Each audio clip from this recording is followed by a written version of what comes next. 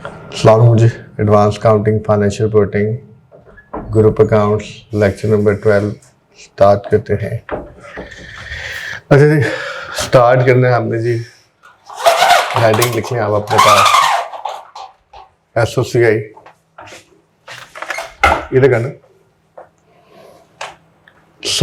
SOCI और subsidiary. फिर उसके बाद करेंगे SOCI के साथ एसोसिएट, डायरेक्ट एसोसिएट, अभी सब्सिडरी। ये फाइल आपके पास है, ज़रा इससे शुरू करते हैं कुछ बातें, फिर आगे बढ़ते हैं।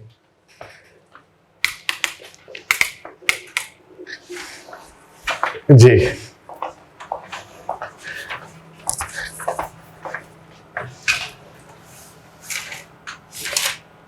जी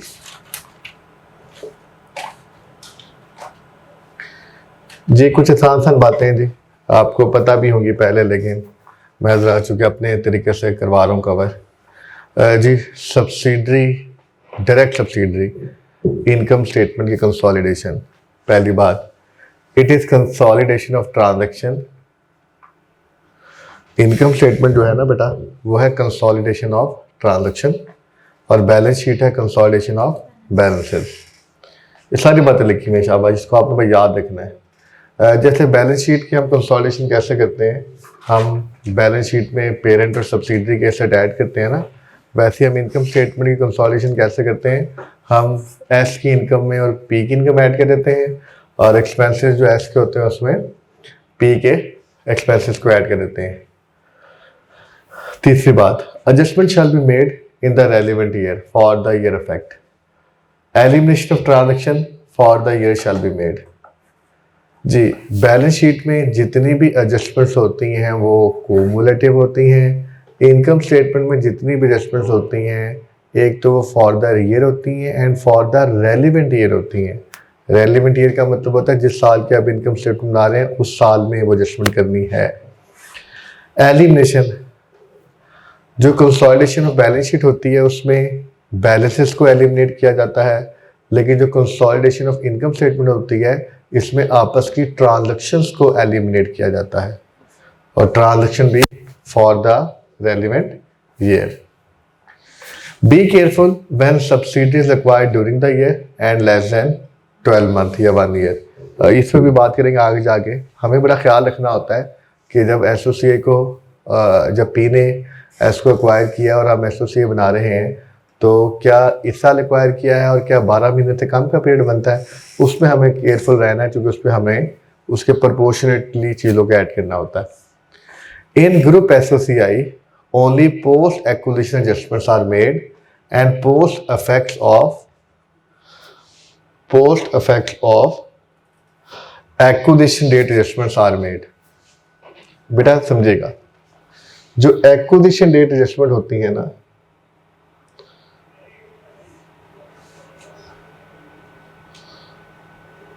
जो एक्विजिशन डेट एडजस्टमेंट होती है ना, एक मिनट की सेटिंग है।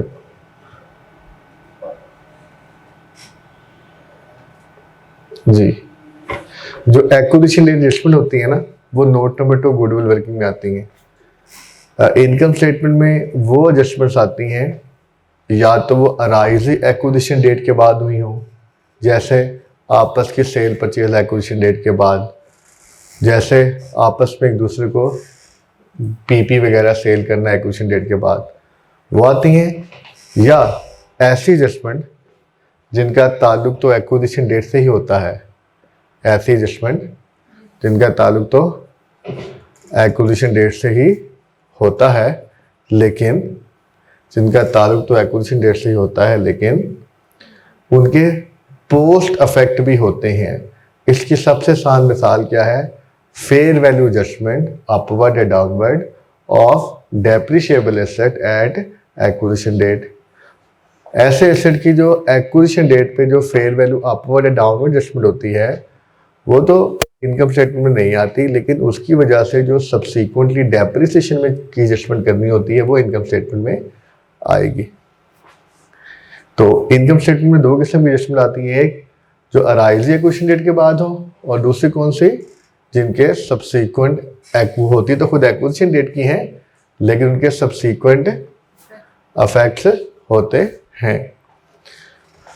अच्छा जी, पॉइंट नंबर 7 जी, जैसे मैंने बोला acquisition date adjustment are never presented in SOCI. Acquisition date adjustment खुद नहीं आती, उनके सब्सीक्वेंट इफेक्ट आ सकते हैं। अच्छा, जैसे हम बैलेंस शीट में एनसीआई की क्लोजिंग वैल्यू निकालते हैं, वैसे इनकम स्टेटमेंट में हम एनसीआई का शेयर पैड भी निकालते हैं और एनसीआई का शेयर टीसीआई का भी निकालते हैं। टीसीआई बोलते हैं total company income. NCI share in pad and TCI NCA share in PAT and TCI of S shall be determined and reported in SOCI। ठीक है जी, आप देखिएगा TCI किसके बराबर होता है? टोटल कॉम्प्रिहेंसिव इनकम किसके बराबर होती है? Profit after tax plus OCI। या हम ऐसे भी तो कह सकते हैं, अगर हमें सिर्फ OCI पता करना हो तो OCI किसके बराबर होता है? TCI less PAT। तो भी जब सवाल करेंगे मैं आपको बता दूंगा कि हमें कैसे प्रेजेंट करनी होती है। बहरहाल हमें एक पैट का शेयर देना होता है एनसीए को, एक हमें शेयर देना होता है टोटल कॉम्प्रिहेंसिव इनकम का।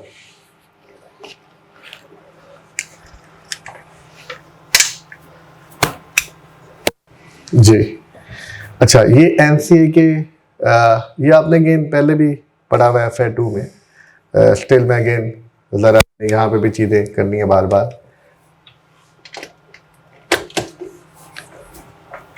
अच्छा, हम एनसीए का शेयर क्या करते हैं?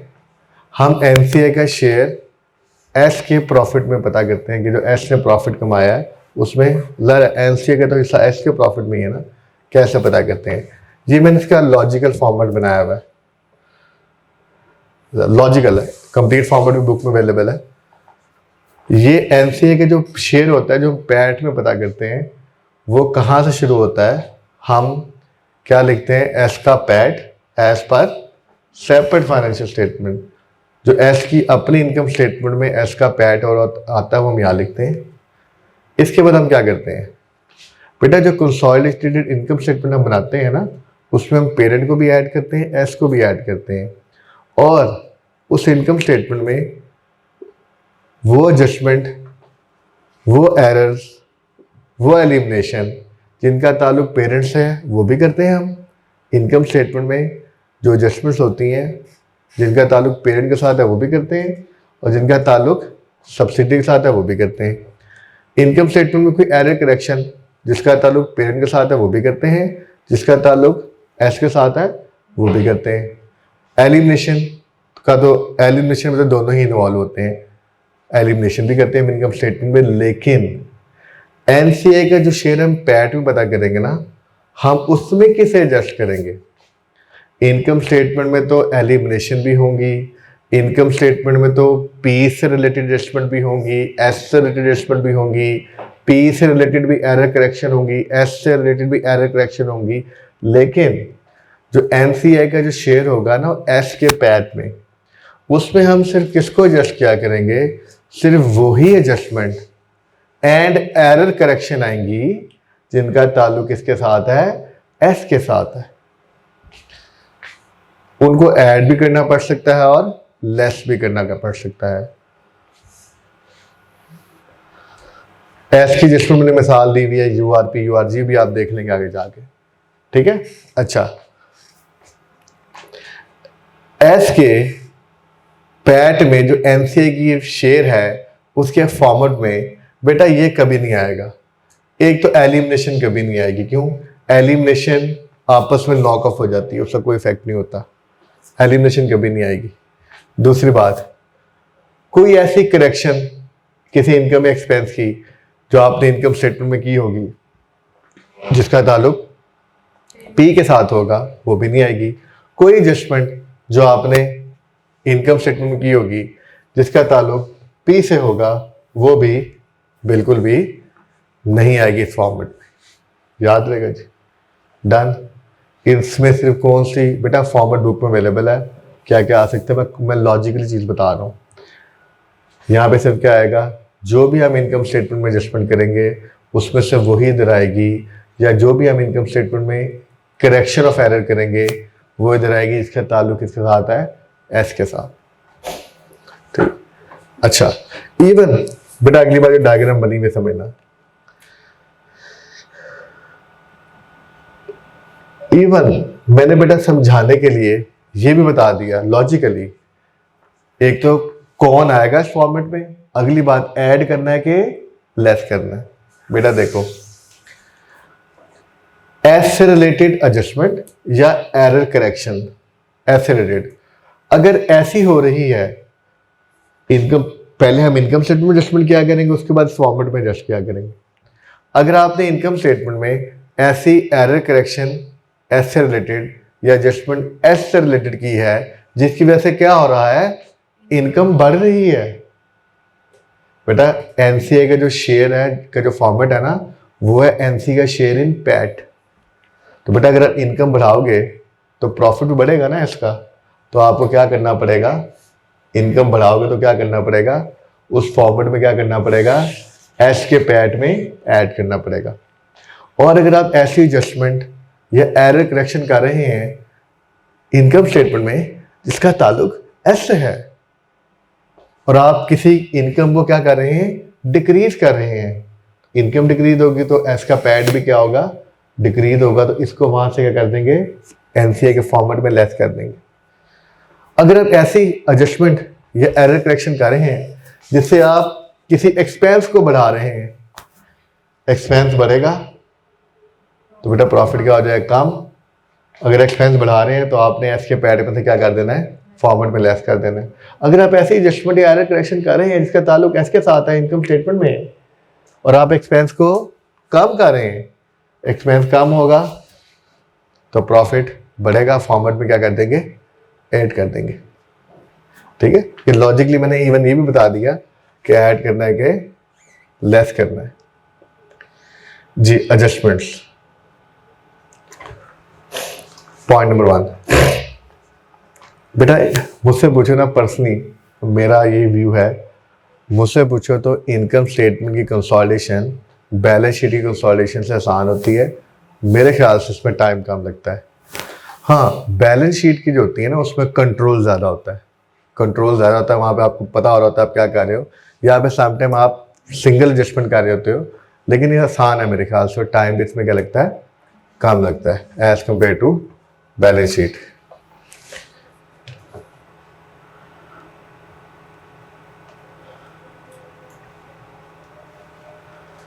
जी adjustment number 1, impairment loss on goodwill for the year, impairment loss on goodwill for the year.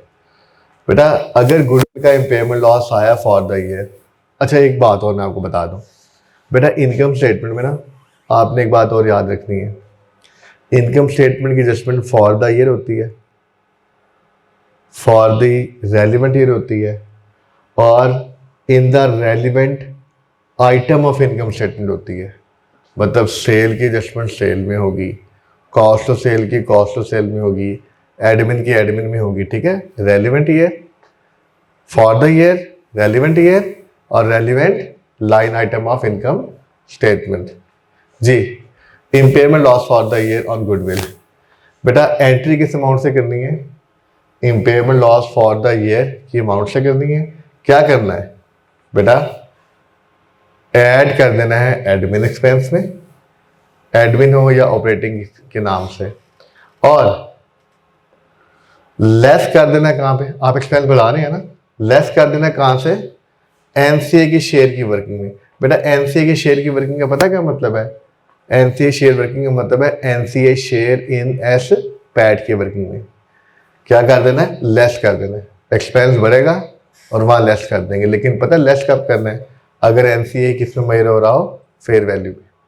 इसका मतलब क्या हुआ, अगर एनसीए प्रोपोर्शनल बेसिस में मेजर हो रहा होगा तो बस पहले वाला काम होगा, ये तो होगा, लेकिन अगर एनसीए फेयर वैल्यू में मेजर हो रहा होगा तो ये भी होगा और ये भी होगा।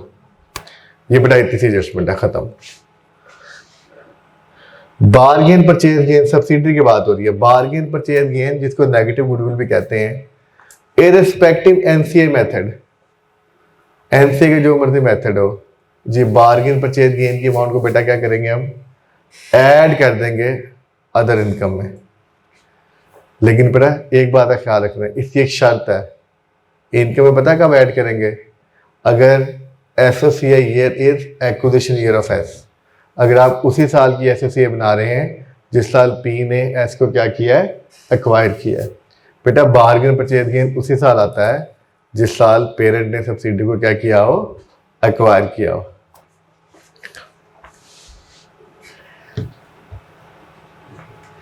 बार्गेन परचेज गेन उसी साल आता है जिस साल आपने सब्सिडी को एक्वायर किया हो। अगर जिस साल आपने सब्सिडी को एक्वायर किया है, अगर उस साल क्या आ रहा है, अगर उस साल की आप एसएससी बना रहे हो तब ऐड करेंगे, अदरवाइज गेन आ भी रहा हो तो ऐड नहीं करेंगे। लीगल या financial charges paid by P on purchase of share of S and included in investment, ये पॉइंट आपने बैलेंस शीट में पढ़ा हुआ है। आपको पता है कि पेरेंट के अतबार से हम इसे क्या करते हैं, कंसोलिडेशन के अतबार से ये आपका एक्सपेंस होता है। बेटा अगर ऐड किया हुआ तो सिंपल है करना, ये पेरेंट की एडजस्टमेंट है। अगर ऐड किया हुआ है ये भी पेरेंट की एडजस्टमेंट है, तभी एनसीए का ताल्लुक नहीं है। यहाँ पे क्या करेंगे, पेरेंट ने ऐड किया होगा इन्वेस्टमेंट में, वहां से खत्म हो जाएगा और एक्सपेंस आ जाएगा तो ऐड कर देंगे एडमिन एक्सपेंसिव में। लेकिन इसकी भी वही शर्त है, ये काम उसी साल हो रहा होगा जिस साल आप पेरेंट ने एस को एक्वायर किया होगा। क्या करेंगे, ऐड कर देंगे एडमिन एक्सपेंस, उसी साल करेंगे if associate year is acquisition year of S, अगर वही साल हो जिस साल आपने क्या किया हुआ है, एस पेरेंट ने जिस साल एस को एक्वायर किया है, अगर आप उसी साल की एसोसिएट बना रहे हो तो आएगा, वरना नहीं आएगा। Management services provided by P2S, ये अक्सर कंपनी में होता है कि पेरेंट सब्सिडरी को मैनेजमेंट सर्विस प्रोवाइड कर रही होती है, वो सब्सिडरी को सिखाती है कारोबार कैसे चलाना है। तो ये पेरेंट की इनकम होगी, एस का एक्सपेंस होगा, पी ने इसको अपनी अदर इनकम में रिकॉर्ड किया होगा, एस ने इसको अपनी एडमिन एक्सपेंस में रिकॉर्ड किया होगा।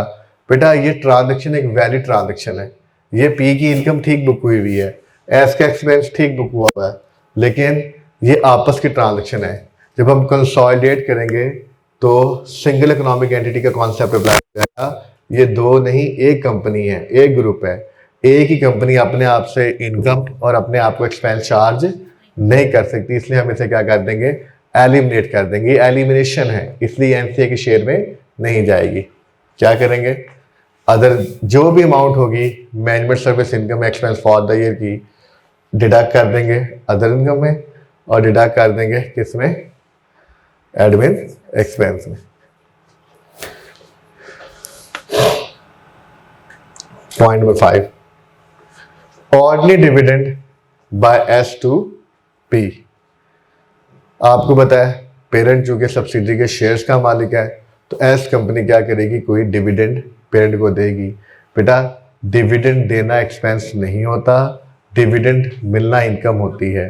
तो पी जो होगा उसकी अदर इनकम में तो आ रहा होगा, लेकिन एस की इनकम स्टेटमेंट में नहीं आ रहा होगा, इसलिए इसको एलिमिनेशन नहीं करेंगे। सिंपल क्या करेंगे, पी की अदर इनकम में से जो पेरेंट का हिस्सा होगा डिविडेंड इनकम का उसे लेस कर देंगे। पी का ऑर्डिनरी डिविडेंड की share amount for the year less कर देंगे अदर इनकम में। ये भी पी की एडजस्टमेंट है, इसका ताल्लुक एनसीए से नहीं है। Loan provided by S to P और पी टू एस, पी ने एस को लोन प्रोवाइड किया हो या एस ने पी को प्रोवाइड किया हो, बेटा एक ही इंटरेस्ट इनकम होगी, दूसरे का इंटरेस्ट एक्सपेंस होगा। क्या करेंगे, एक ही इंटरेस्ट इनकम होगी, दूसरे का इंटरेस्ट एक्सपेंस होगा। क्या करेंगे, जो भी इंटरेस्ट इनकम और एक्सपेंस की अमाउंट होगी फॉर द ईयर उसे क्या कर देंगे, बेटा एक की इनकम होगी, एक की फाइनेंस कॉस्ट होगी, तो जहां पे है वहीं पे एलिमिनेशन करनी है। ऐसे एलिमिनेट करना है कि इस इनकम एक्सपेंस को उस लाइन आइटम से पाक करना है, खत्म करना है। तो क्या करेंगे, अदर इनकम से लेस कर देंगे और फाइनेंस कॉस्ट से भी क्या कर देंगे, लेस कर देंगे। जहां शामिल है वहीं से माइनस करना है, ये भी एलिमिनेशन होगी जी। Sale and purchase of inventory and URP on closing and opening stock. चलिए जी, इसकी मेरा लेक्चर डिस्कशन है, डायग्राम बनाता हूँ, देखिएगा।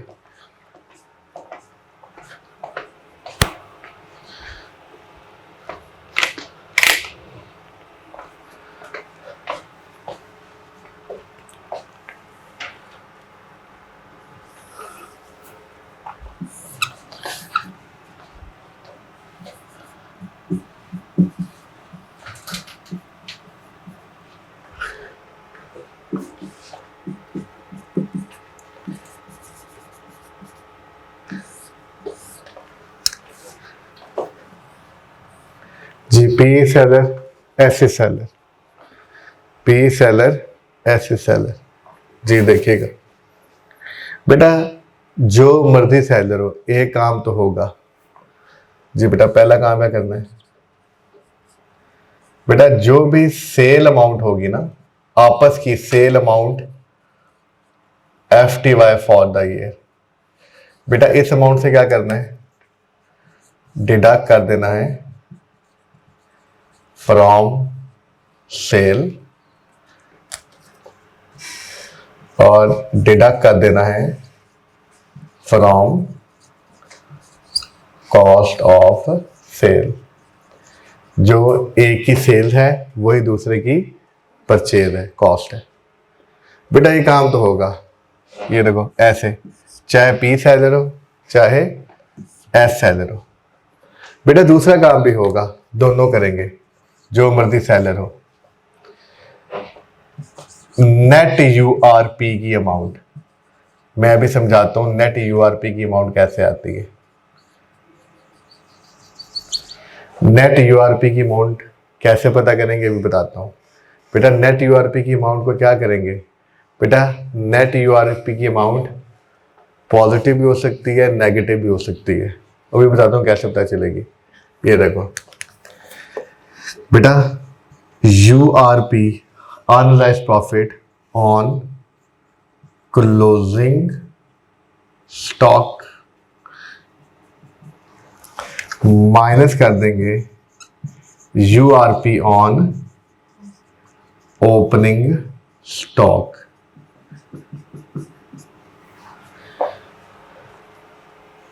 जी बेटा, आंसर पॉजिटिव भी आ सकता है, नेगेटिव भी आ सकता है।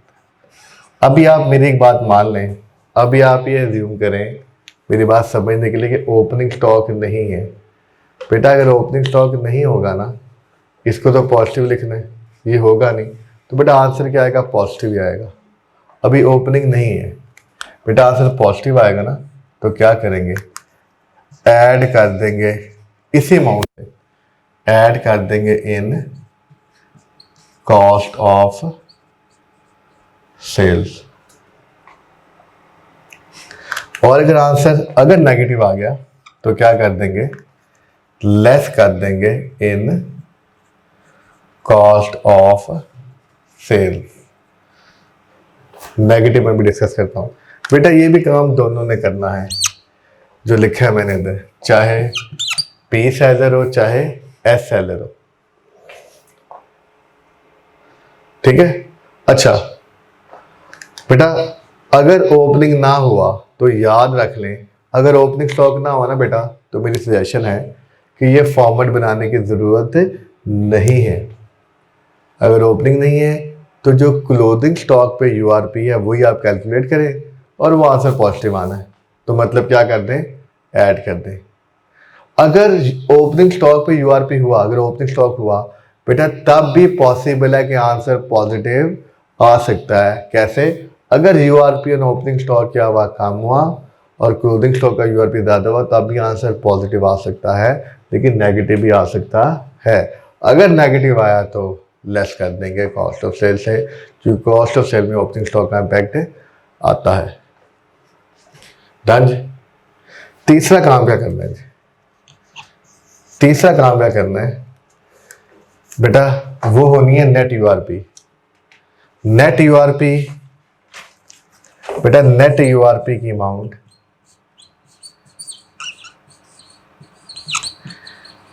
नेट यूआरपी की अमाउंट अगर आपने क्या किया है, if added in cost of sales, बेटा ऐड भी हो सकती है, और दूसरा क्या है, if deducted from cost of sales, दोनों हो सकते हैं ना। बेटा नेट यूआरपी की अमाउंट अगर आपने कॉस्ट ऑफ सेल में ऐड किया है तो क्या करेंगे, एनसीआई के शेयर फॉर्मेट का मतलब पता चल गया ना क्या है। एनसीआई के शेयर फॉर्मेट में क्या करेंगे, इसको लेस कर देंगे। कॉस्ट ऑफ सेल बढ़ाई है ना आपने, तो प्रॉफिट कम हो जाएगा। और अगर आपने इसको क्या किया है, नेट यूआरपी के अमाउंट को पॉइंट नंबर 2 में आपने कॉस्ट ऑफ सेल से लेस किया है, तो क्या करेंगे, एनसीआई के शेयर फॉर्मेट में क्या कर देंगे,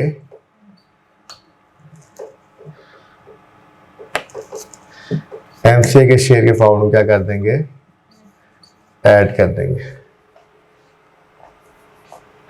ठीक है जी, चलें। लेकिन ये जो पॉइंट 3 है, अगर पी सेलर हुआ तब नहीं होगा, ये काम तब होगा अगर क्या हुआ, एस सेलर हो। तो इसका मतलब चाहे पी सेलर हो चाहे एस सेलर हो, ये दो काम तो होने ही हैं, लेकिन नेट यूआरपी की अमाउंट को एनसीए के शेयर में तब एडजस्ट करेंगे अगर कौन सेलर हुआ, एस सेलर हुआ। तो बेटा याद रखो, अक्सर सवालों में ओपनिंग स्टॉक नहीं होता। अगर ओपनिंग स्टॉक ना हुआ तो ये फॉर्मेट बनाने की ज़रूरत नहीं है, आंसर पॉजिटिव आएगा, ऐड कर देंगे जो क्लोजिंग स्टॉक पे यूआरपी होगा। और यहाँ पे ऐड हुआ है तो यहाँ पे लेस ही होगा एनसीए के फॉर्मेट में अगर क्या हुआ, एस सेलर हुआ। ठीक है जी, ये दोनों बातें जी क्या हो गई, कवर हो गई, लेस और यहाँ पे ऐड। ठीक है जी, डन। चलो ये पे डायग्राम कंप्लीट हो गई।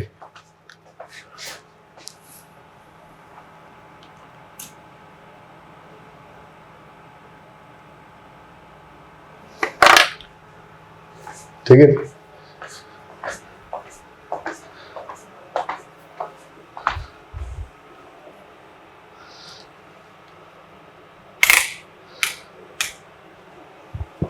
पॉइंट नंबर 8,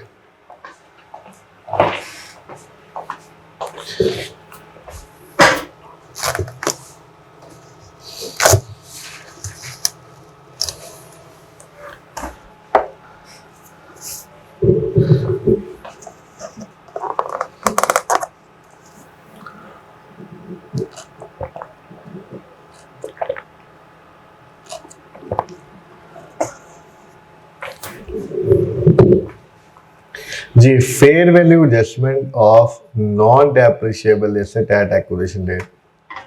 ये सेम पॉइंट हमने बैलेंस शीट में पढ़ा था। वहां मैंने आपको बताया था कि जो ये एसेट है, if it does exist at balance sheet date, if it does not exist at balance sheet date, हमने पढ़ा था नॉन डेप्रिशिएबल एसेट। यहाँ पे क्या पॉइंट है, यहाँ पे ये क्या है, एसओसी ईयर में एग्जिस्ट करता है। अगर एसओसी ईयर में एग्जिस्ट नहीं करता है, बेटा अगर एसओसी ईयर में एग्जिस्ट करता है ना, मतलब अभी तक सेल नहीं किया, तो बेटा आपने इनकम स्टेटमेंट में कुछ नहीं करना। एग्जिस्ट करता है ना अभी, एग्जिस्ट करता है ना अभी, तो इसका मतलब है क्योंकि नॉन डेप्रिशिएबल है ना, तो इसका डेप्शन में कोई इफेक्ट नहीं आएगा। इसकी जो एक्विजिशन डेट में fair value upward downward adjustment होगी ना, वो तो गुडविल को फॉर्मेट में आएगी ना, इनकम स्टेटमेंट में कुछ नहीं आएगा अगर एसेट एग्जिस्ट करता है। अगर एग्जिस्ट नहीं करता, बेटा एक बात याद रखिएगा, मैं लिख लीजिएगा बेहतर है, if asset does not exist in SOC year, नहीं करता, बेटा ये लाल में जो बोल रहा हूँ लिखिएगा, ब्रैकेट में लिख लें, एग्जिस्ट नहीं करता लेकिन सेल भी कब हुआ है, ब्रैकेट में लिख लें। बेटा लास्ट में जो बोल रहा हूँ ब्रैकेट में लिखें sold on first day of the accounting year. इधर एग्जिस्ट नहीं करता और इसी साल के पहले दिन सेल हुआ।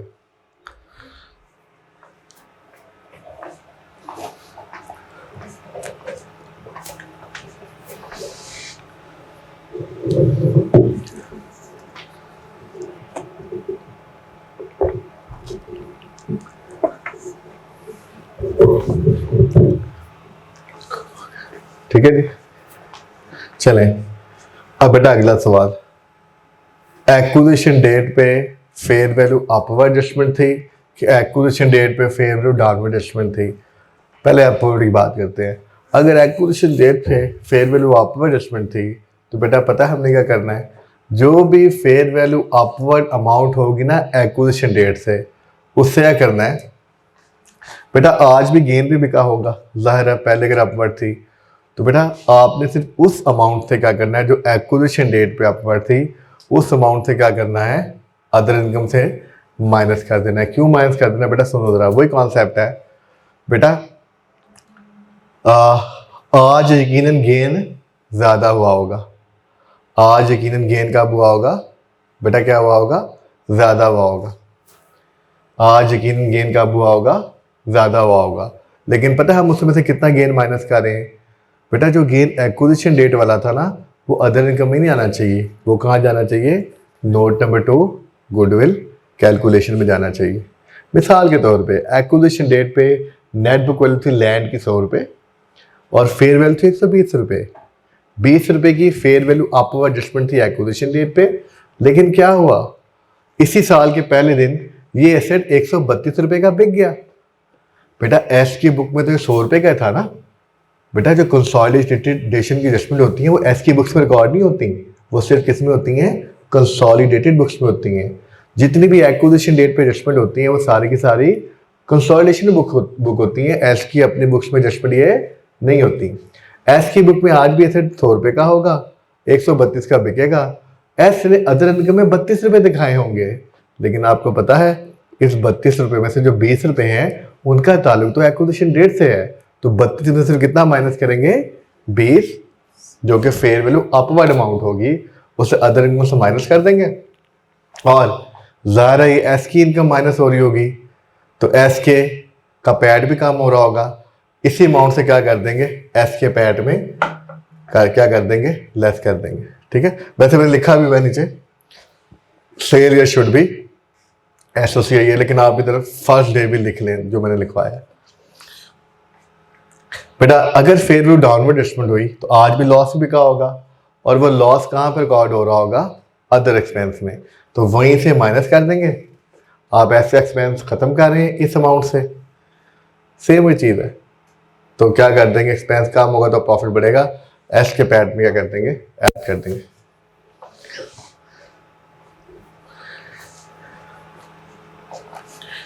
चलो जी आगे बढ़े।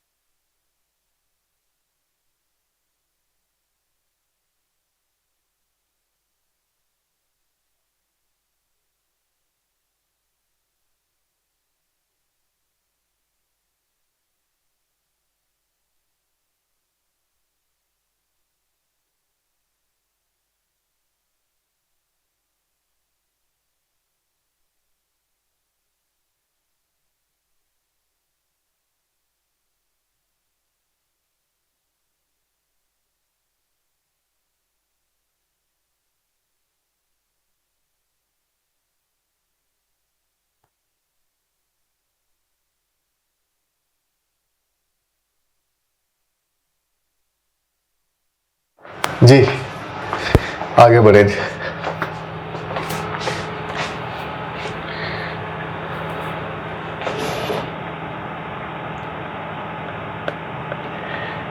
अच्छा जी, fair value adjustment of depreciable asset at acquisition date. अच्छा, यहाँ पे थोड़ी सी फर्क सिचुएशन है। अगर एसेट एग्जिस्ट नहीं करता सब्सिक्वेंटली, मतलब बेटा वही बात कि आपने सेल कर दिया, बेटा सुनने का जरा, वही बात है सेम एज पॉइंट नंबर 8, मतलब वही बात है, आपने सेल कर दी है, सेल कब पे किया है, इसी साल के पहले दिन किया है, सब कुछ सेम है जो पहले पढ़ा था, इसलिए जवाब क्या सेम है, पॉइंट नंबर 8।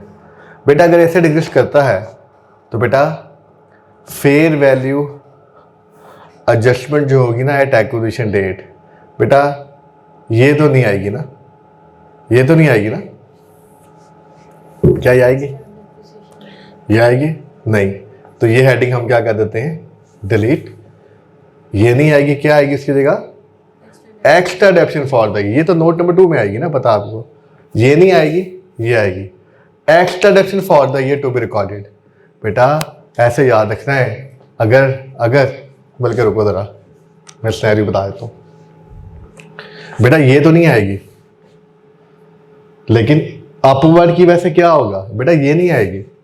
दो सिनेरियो है ना, एक्विजिशन डेट पे या फेयर वैल्यू अपवर्ड एडजस्टमेंट होगी या डाउनवर्ड होगी, ये तो नहीं आएगी, लेकिन अगर अपवर्ड हुई तो क्या होगा, एक्स्ट्रा डेप्शन। अगर एक्विजिशन डेट पे ऐसे याद रखना है, अगर एक्विजिशन डेट पे फेयर वैल्यू अपवर्ड एडजस्टमेंट हो तो एक्स्ट्रा डेप्शन रिकॉर्ड करनी होती है। अगर एक्विजिशन डेट पे फेयर वैल्यू डाउनवर्ड एडजस्टमेंट हो तो एक्स्ट्रा डेप्शन रिवर्स करनी होती है। तो वापस आए जी, ये एडजस्टमेंट तो एक्विजिशन डेट पे नहीं आनी, लेकिन अगर एक्विजिशन डेट पे अपवर्ड हुई तो क्या करना पड़ेगा, extra depreciation for the year record करनी पड़ेगी। रिकॉर्ड करेंगे तो एक्सपेंस बढ़ेगा। कौन सा एक्सपेंस, हमें एसेट की नेचर देखनी पड़ेगी। अगर एसेट एडमिन नेचर का है तो एडमिन में करेंगे, सेलिंग नेचर का है तो सेलिंग में करेंगे, कॉस्ट ऑफ सेल नेचर का है तो कॉस्ट ऑफ सेल में करेंगे।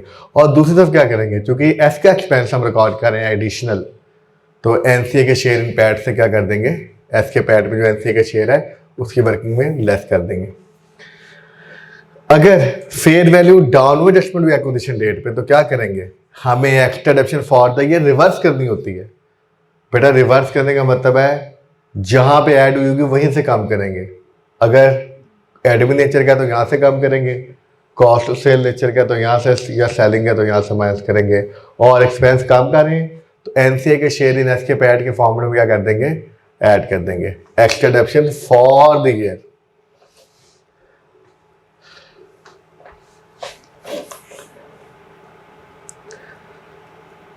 पॉइंट नंबर 10,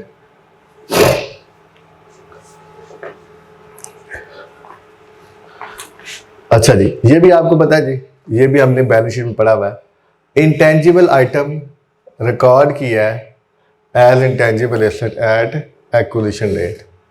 जी आपको पता है इसने क्या किया है, एक्विजिशन डेट पे क्या किया है, एक इंटेंजिबल एसेट क्या किया है, रिकॉर्ड किया है।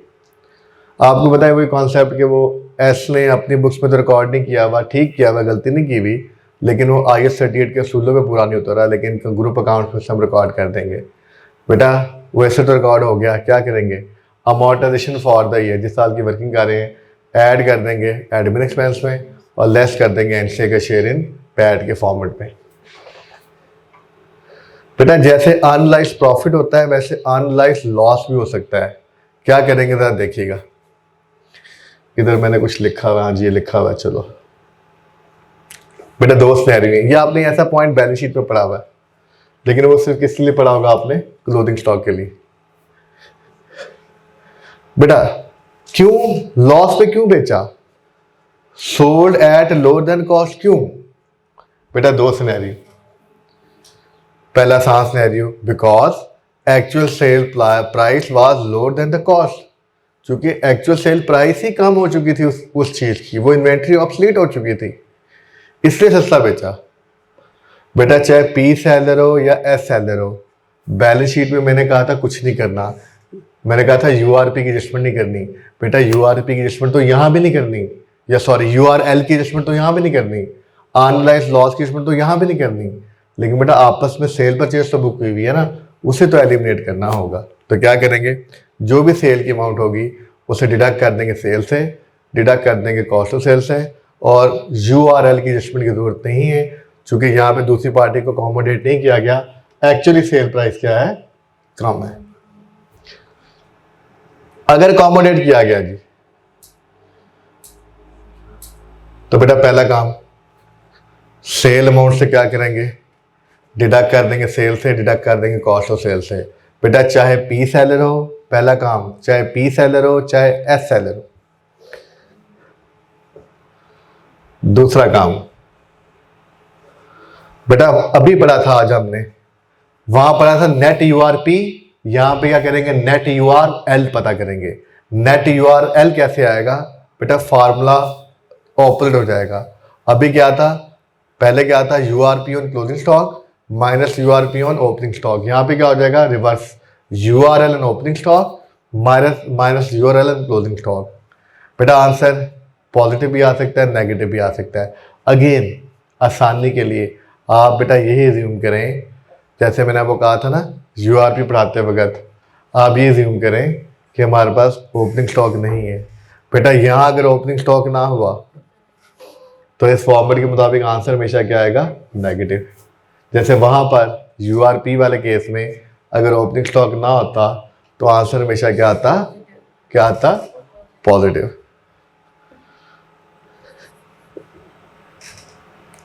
ठीक है, तो बेटा ये करेंगे, अगर ओपनिंग ना हो तो नेगेटिव आएगा, नेगेटिव आया तो कॉस्ट ऑफ सेल्स से नेट यूआरएल लेस कर देंगे, पॉजिटिव आया तो क्या कर देंगे, ऐड कर देंगे।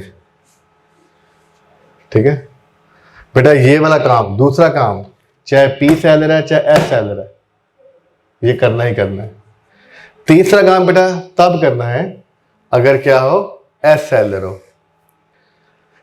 If deducted from cost of sale, क्या deducted, net URL, net URL. If लिख लो यहां पे, if net URL, if net URL.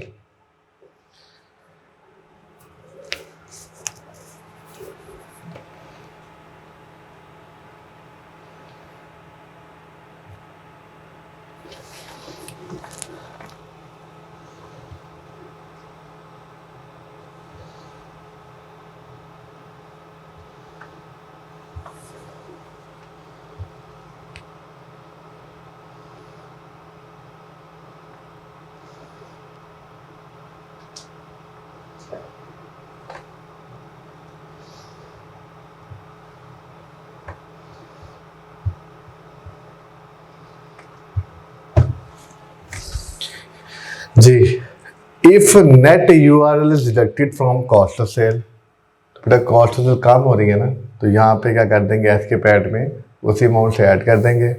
और if net URL is added, cost of sale बढ़ेगी तो एस के पैड की वर्किंग में एनसी के शेयर में क्या कर देंगे, लेस कर देंगे। बेटा आसानी के लिए याद रखिएगा, अगर ओपनिंग ना हुआ, क्लोज करो इस बात को, अगर ओपनिंग ना हुआ तो बेटा फॉर्मेट लगाने की जरूरत नहीं है, जो यूआरएल क्लोजिंग स्टॉक होगा वो हमेशा नेगेटिव ही आएगा, कॉस्ट ऑफ सेल से क्या करना है, हमेशा लेस करना है।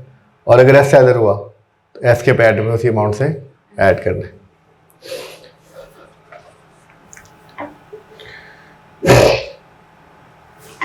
पॉइंट नंबर 12, बेटा ये कुछ बातें हैं, इनकी इनकम स्टेटमेंट में कोई एडजस्टमेंट नहीं होती।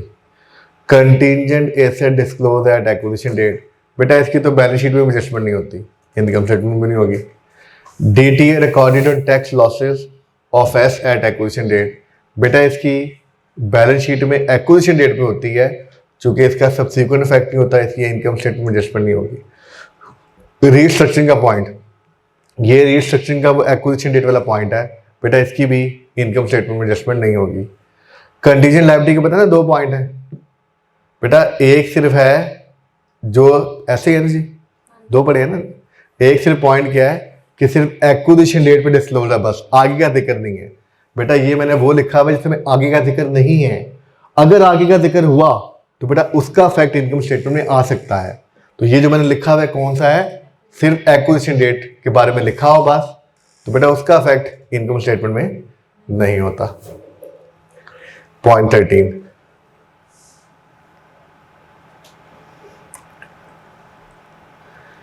जी इसकी भी डायग्राम बना देता हूं। Sale of PP by S and P, बेटा पी एस को पीपी सेल करे या एस पी को पीपी सेल करे, बेटा बैलेंस शीट में तो मैंने आपको बताया था वहाँ पे तो बेटा बैलेंस शीट में नेट कर देते हैं।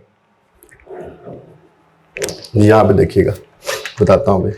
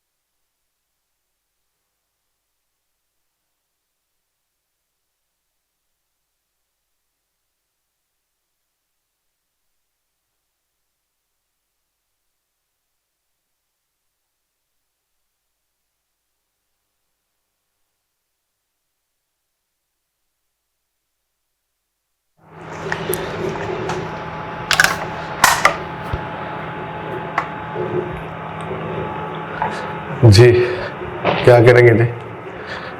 Sold at gain. जी बेटा, चाहे पी सेलर हो चाहे एस सेलर हो, जो मर्जी सेलर हो, क्या होगा? गेन पे बेचा ना, तो गेन कहाँ पर रिकॉर्ड हुआ होगा? चाहे पी सेलर हो चाहे सेलर हो, गेन कहाँ पर रिकॉर्ड हुआ होगा? अदर इनकम है ना। तो क्या करेंगे? पहली बात, जो गेन की अमाउंट होगी उसे क्या कर देंगे? लेस कर देंगे फ्रॉम अदर इनकम। बेटा तो दोनों में लिख दिया मैंने, चाहे पी सेलर हो चाहे एस सेलर हो। बेटा गेन पे बेचेंगे तो खरीदार होगा वो ज़्यादा कीमत पे खरीदेगा, उसने क्या की होगी? ज़्यादा डेप्शन चार्ज की होगी। तो क्या करेंगे? दूसरा काम क्या करेंगे? लफज देखिएगा, extra depression for the year on gain. क्या करेंगे? इसे मतलब ज़्यादा चार्ज हुई होगी ना, तो क्या करेंगे? लेस कर देंगे। कहाँ से? फ्रॉम। बेटा वहीं से लेस करेंगे जहाँ वो शामिल है, फ्रॉम एडमिन सेलिंग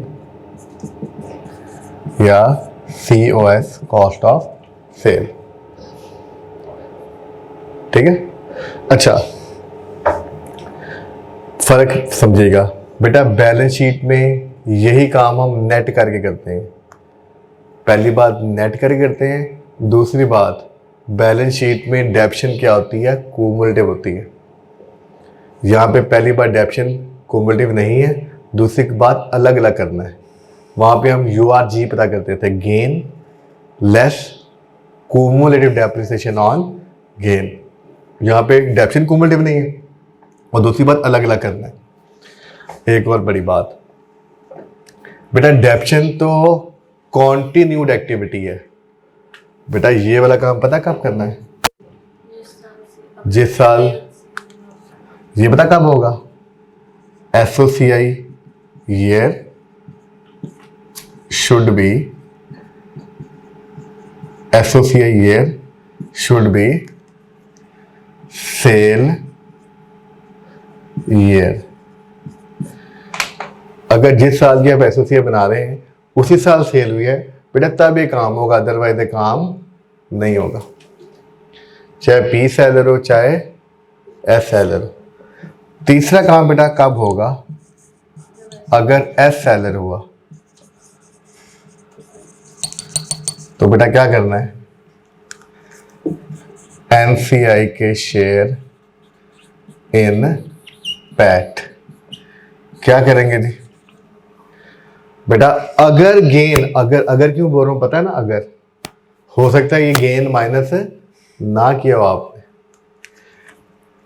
तो बेटा गेन की अमाउंट ब्रैकेट में लिख रहा हूं इफ डिडक्टेड, अगर माइनस की है यहां से तो क्या कर देंगे, इधर भी क्या कर देंगे, लेस कर देंगे। और डेप्शन की अमाउंट क्या होगी, extra depreciation on gain FTY। बेटा इसे क्या करेंगे, क्या कर देंगे, ऐड कर देंगे। ठीक है जी, गेन तो हो गया, इसी को मैंने लॉस में चेंज कर देना, जल्दी से बना लें।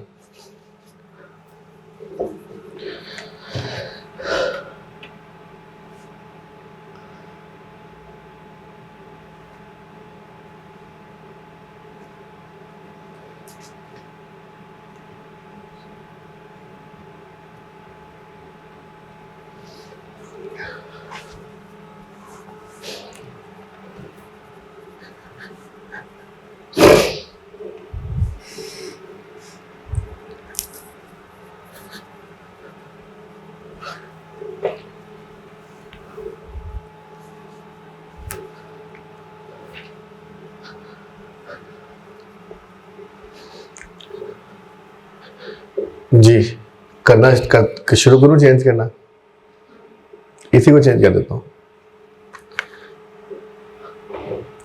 शो डेट लॉस,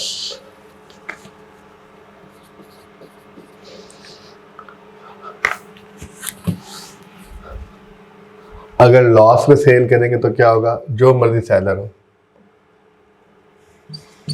लॉस की अमाउंट लेस कर देंगे फ्रॉम, बेटा लॉस ना आता है अदर एक्सपेंस में तो वहीं से लेस करेंगे। लेकिन पता है शर्त क्या है, associate year should be the sale year. बेटा अगर लॉस पे सेल किया होगा तो खरीदार ने अंडर डेप्शन चार्ज की होगी। ठीक है, तो मैं इसको एक्स्ट्रा का लफ्ज़ खत्म करने लगा हूं, क्या लिखने लगा हूं, डेप्शन for the year on loss. बेटा उसने लेस चार्ज की हुई है तो मुझे ऐड करनी पड़ेगी, क्या कर देंगे, ऐड टू एडमिन सेलिंग या कॉस्ट ऑफ सेल। देखना पड़ेगा वेबसाइट की नेचर क्या है। बेटा ये जो पहले दो काम है ये तो करने ही हैं, चाहे पी सेलर हो चाहे एस सेलर हो। तीसरा काम क्या करेंगे, इफ एस सेलर, एनसीआई के शेयर इन पैट में क्या करेंगे, लॉस की अमाउंट इफ डिडक्टेड, अगर माइनस की हुई तो क्या कर देंगे, लॉस माइनस करने का मतलब प्रॉफिट बढ़ेगा।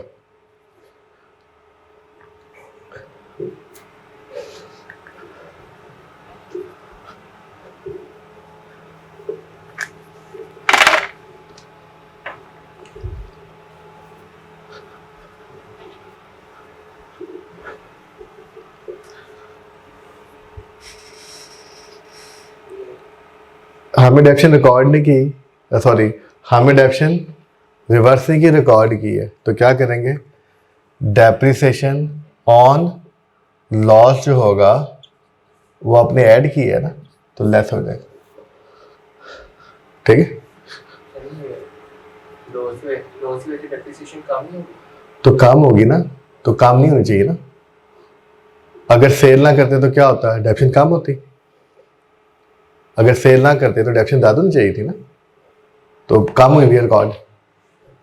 ठीक है, असल में सेल करने का इशू नहीं है, ग्रुप अकाउंट्स में ये ऐसी आना चाहिए जैसे एसेट उसी वैल्यू पे चल रहा है, अपनी ओरिजिनल वैल्यू पे चल रहा है, वैसे ही आंसर आना चाहिए।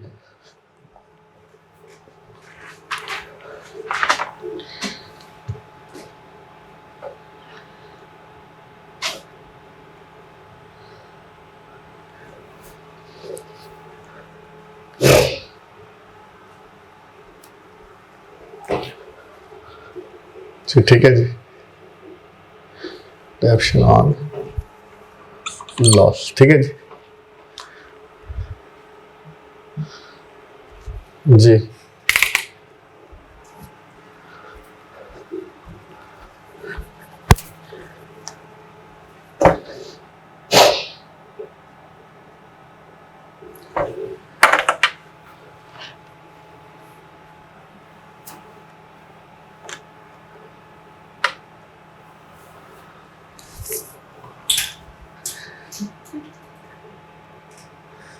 ये लाभ आगे जी। चलें जी आगे, देखा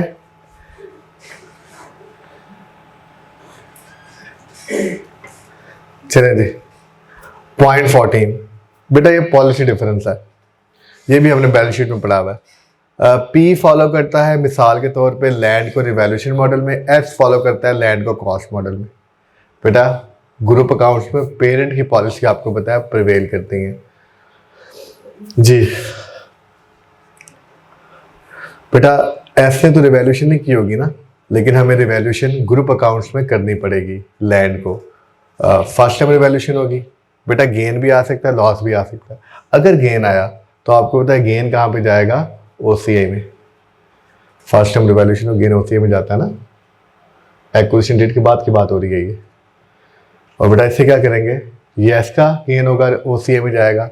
इसे क्या करेंगे बेटा, इसे एनसीआई की पैट के शेयर में नहीं एडजस्ट करेंगे, एनसीआई के टीसीआई के शेयर में क्या करेंगे, एडजस्ट करेंगे, क्योंकि ओसीआई टीसीआई में आता है, पैट में नहीं आता। अगर लॉस आ गया तो बेटा पहली दफा रिवैल्यूएशन और लॉस आ जाए तो पता क्या होता है बेटा, वो P&L में जाता है। तो क्या करेंगे, ऐड कर देंगे ऑपरेटिंग एक्सपेंसेस में, सॉरी अदर ऑपरेटिंग कहते हैं, अदर कहने की बात है, अदर एक्सपेंसेस में। और क्या होगा, एक्सपेंस बढ़ेगा तो P&L है ना, तो एस के पैट से क्या कर देंगे, लेस कर देंगे।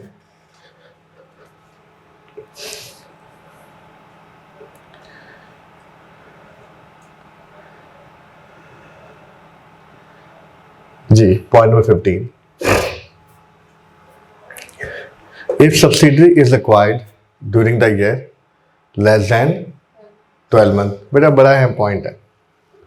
बेटा क्या करना है, पहली बात, अगर 12 महीने से तो कम हो तो बेटा इनकम एक्सपेंस को, बेटा एग्जैक्ट रूल ये लिखे हुए, ये जनरल रूल है, इनकम एक्सपेंसेस को प्रोपोर्शनेटली ऐड करते हैं। बेटा प्रोपोर्शनेटली का मतलब होता है, प्रोपोर्शनेटली का मतलब होता है n/12। ठीक है, अच्छा जी। एडजस्टमेंट एंड एलिमिनेशन जो बेटा होंगी वो पोस्ट पीरियड की होंगी, ऑब्वियस सी बात है। एक्विजिशन डेट से पहले तो कोई एलिमिनेशन नहीं हो सकती ना, एडजस्टमेंट नहीं हो सकती। एक्विजिशन डेट के बाद उनका आपस में रिलेशनशिप बना है पेरेंट सब्सिडरी का। ठीक है, अच्छा इसमें दो सिनेरियो बेटा, अगर सवाल में लिखा हो क्वेश्चन साइलेंट है, सॉरी सवाल में क्या लिखा हो, क्वेश्चन साइलेंट है, सवाल में तो लिखा होगा। अगर क्वेश्चन साइलेंट है या क्या लिखा हो, या क्वेश्चन साइलेंट हो या क्या लिखा हो, इनकम, इतना सा लिखा हो कि इनकम एक्सपेंसेस क्या कर रहे हैं, इवनली क्रू हो रहे हैं, तो बेटा इस केस में क्या करना है, सिंपल हमें क्या करना है, n/12। मिसाल के तौर पे ये रेंट है जनवरी से दिसंबर, पेरेंट ने सब्सिडी को एक्वायर किया 1 अक्टूबर को, अक्टूबर से दिसंबर तक कितने बनेंगे, 3 महीने के। बेटा हर इनकम स्टेटमेंट वैल्यू को क्या कर देंगे, 3/12। बेटा अगर ये लफ्ज लिखा हो, income and expenses of S have good evenly except specific item. बेटा स्पेसिफिक आइटम जो होता है ना, वो बेटा जो स्पेसिफिक आइटम होता है ना, वो इनकम भी हो सकता है, एक्सपेंस भी हो सकता है। बेटा बड़ी आसान सी बात है, एक हो जाएंगे स्पेसिफिक आइटम और जो उनको अलावा हो जाएंगे वो हो जाएंगे नॉर्मल आइटम। बेटा नॉर्मल आइटम्स को क्या करेंगे, n/12 जितने भी महीने बनते हैं। बेटा जो स्पेसिफिक आइटम होंगे ना, सवाल भी से करवाऊंगा, जो स्पेसिफिक आइटम होंगे बेटा या पहली बात उन पे n/12 नहीं करना, चाहे इनकम हो चाहे एक्सपेंस हो, स्पेसिफिक आइटम बेटा या तो वो आएंगे, अगर आएंगे तो पूरी अमाउंट आएगी, या तो वो आएंगे ही नहीं। स्पेसिफिक आइटम इनकम एक्सपेंस भी हो सकता है, इधर नॉट एडेड, और बेटा अगर वो स्पेसिफिक आइटम जिसके बारे में स्पेसिफिक सवाल में बताया हुआ है, अगर वो अराइज हुआ है एक्विजिशन डेट से पहले तो आएगा ही नहीं, और अगर वो अराइज हुआ है एक्विजिशन डेट के बाद तो फुल अमाउंट आएगी इसकी। ठीक है, डन। ये सवाल में भी आ जाएगा। बुक में आ जाए चैप्टर नंबर 2 पे, बुक में चैप्टर 2 15 जिसमें हो गई है जी इनकम स्टेटमेंट।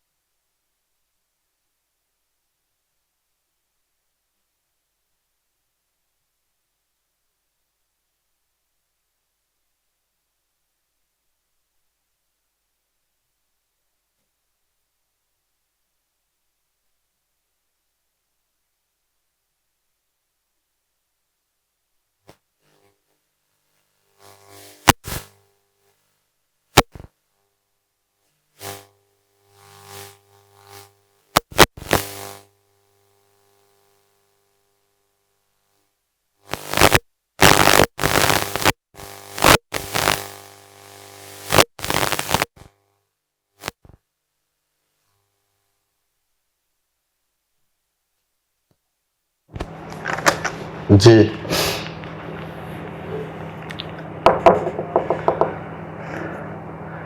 चैप्टर 2 है, क्वेश्चन 1 है।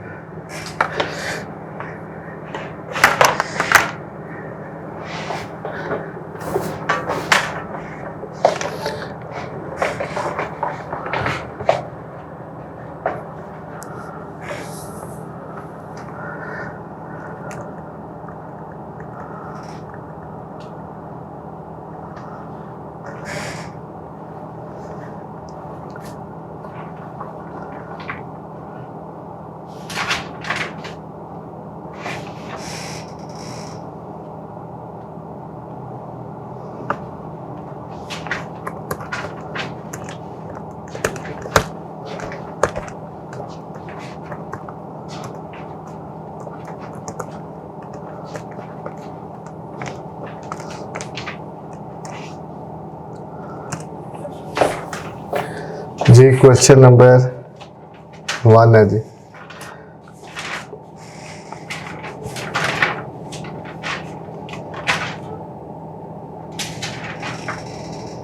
जी क्वेश्चन नंबर 1 में ना एक चेंज करें जी। पहले मैं क्वेश्चन 1 में चेंज कर रहा हूँ बेटा, फिर हम इसको इसकी ओरिजिनल हालत में भी करेंगे।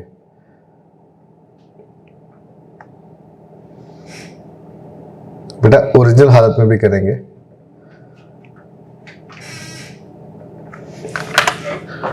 बेटा क्या चेंज कर दें, दो काम करें ताकि मैं चारों में ज़रा बेसिक सवाल की प्रैक्टिस पे आपको करवा दूं। पहली बात बेटा एक्विजिशन डेट चेंज कर दें। बेटा ये सवाल असल हालत में जो है वो भी करेंगे। एक्विजिशन डेट बेटा ऐसे कर दें 1 जुलाई 18, साल के पहले दिन होगी ना।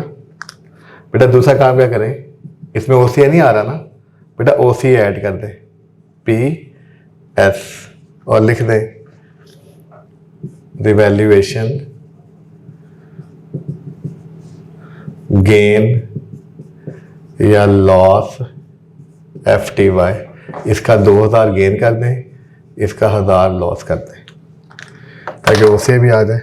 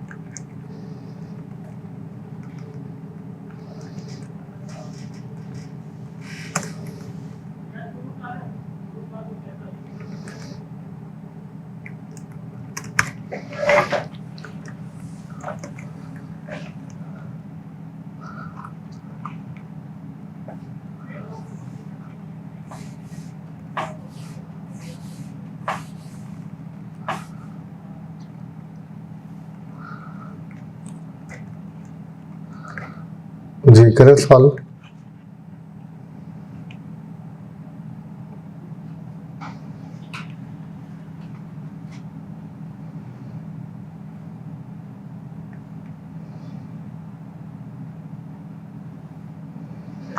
जी नोट नंबर 1 क्या होगा जी बेटा, यहाँ पे 2 वर्किंग नोट बनेंगे जी। ग्रुप NCI कितने % है बेटा, DOA और प्री भी आप यहाँ लिख सकते हैं। ये तो 1 जुलाई 18 हो गया जी, कितना 70 और 30 100। प्री रिजर्व गिवन है सवाल में कि नहीं? बेटा प्री रिजर्व नॉर्मल से गिवन होता है ताकि गुडविल वगैरह की वर्किंग हो जाए। क्या बताया गया? नहीं बताया गया जी, बताएं जी। नहीं बेटा दूसरी वर्किंग हम क्या करते हैं, नोट नंबर 2, ये इनकम स्टेटमेंट का सवाल करें हम। NCI share in SK PAT. बेटा ये वर्किंग कहाँ से शुरू होती है, SK पैट से। कितना जी,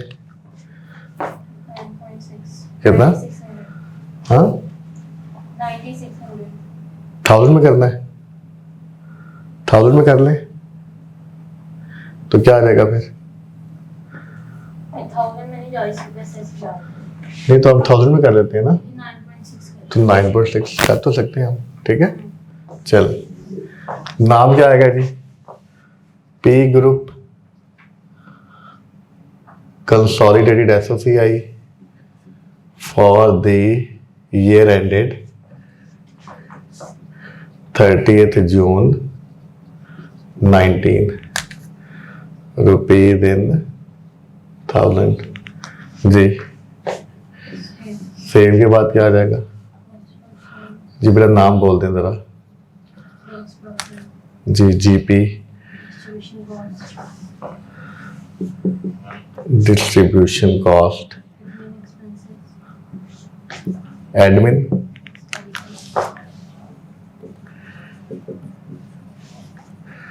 जी, फाइनेंस कॉस्ट, अदर इनकम जी, PBT, tax, PAT, OCI. OCI को तो मैंने ऐड कर दिया, इसमें आ जाएगा रिवैल्यूएशन, गेन या लॉस, चलेंगे। और फिर क्या आ जाएगा, टीसीआई, टोटल कॉम्प्रिहेंसिव इनकम।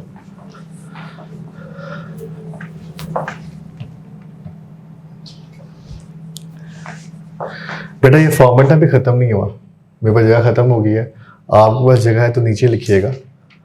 मैं तो इधर आ गया हूँ, क्या आएगा इधर जी, profit after tax attributable to owners of parent और क्या आ जाएगा, एनसीआई। एनसी हम कैलकुलेट करेंगे और ऑनर्स ऑफ पेरेंट क्या आ जाएगा, बैलेंसिंग जी, टीसीआई एट्रीब्यूटेबल टू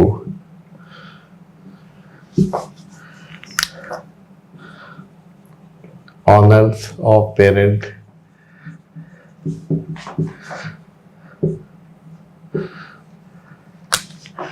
एनसीआई। चलेंगे,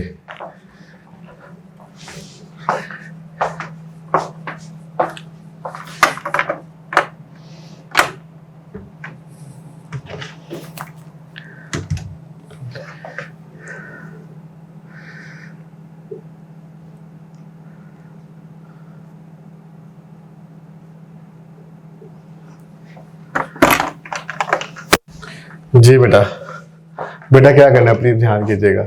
अभी मैं बोल रहा हूँ ओसीआई की बात नहीं कर रहा, ये पीएनएल की बात कर रहा हूँ। जो पैड तक होता है उसे पीएनएल कहते हैं।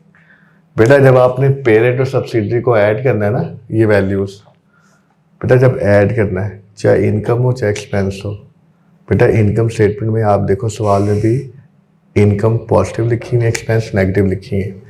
लेकिन जब पहले आपने पी और एस को ऐड करना है ना, पीएनएल आइटम की बात कर रहा हूँ, तो बेटा चाहे इनकम हो चाहे एक्सपेंस हो, दोनों को पॉजिटिव लिखना है जी। 40 प्लस जी, 65 क्या है, ग्रॉस प्रॉफिट नहीं लिखना जी, 13.5 प्लस 9 जी, 7.2 और 12 3 और 6, 1.5 और 3.6, 1.5 और 3.6, पीबीटी नहीं बताना, टैक्स 11.2 और 3 प्लस 3। बेटा ओसी आइटम के लिए बहुत आसानी है, देख लो उधर बेटा ओसी आइटम का रूल लग गया है। जब ऐड करना है ना, तो बेटा अगर पेरेंट या सब्सिडरी, बेटा गेन है तो पॉजिटिव लिखना है, लॉस है तो नेगेटिव लिखना है, ये ओसीआई का रूल है जी। तो 2000 गेन -1 ऐसे जब आपस में ऐड करना है, पीएनएल आइटम पॉजिटिव, ओसी आइटम गेन है तो पॉजिटिव, लॉस है नेगेटिव। बेटा चूंकि जैसे आपको एडजस्टमेंट सिखाई गई है ना, जो मैं सिखा रहा हूँ, उनके लिए साइन जरूरी है। चलें जी स्टार्ट करें जी। क्या क्या एडजस्टमेंट है देखें, बताएं जी बेटा क्या क्या एडजस्टमेंट है। आपस में सेल है जी, आपस में सेल है, क्या है जी, कितना है, कितनी है,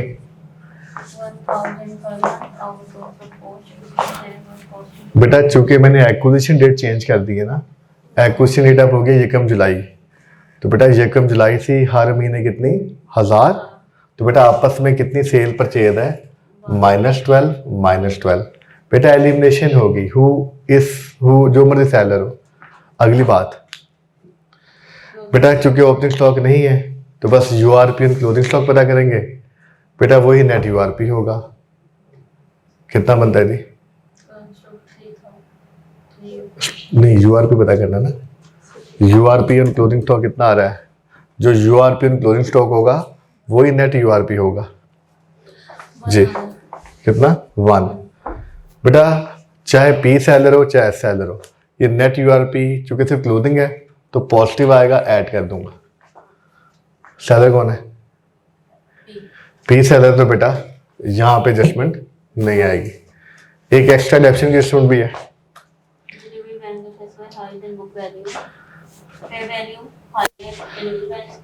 बेटा एक्स्ट्रा डेप्शन कितनी बनेगी? इधर आ जाओ जी, ये तो इधर भी आएगी ना, एक्स्ट्रा डेप्रिसिएशन है कितनी? 4500 डिवाइड बाय 3। बेटा चूंकि एक्विजिशन रेट मैंने साल का पहले दिन कर दी है ना, तो पूरे साल की आएगी 1.5। बेटा यहाँ से लेस कर देंगे, डिलीवरी वैन है तो डिस्ट्रीब्यूशन में क्या कर दूंगा? ऐड कर दूंगा। यहाँ ऐड कर दिया, अपर एडजस्टमेंट थी, और यहाँ लेस कर दिया। और कोई है? नहीं। चले क्लोज करें फिर आगे चले। आंसर बेटा बताएं।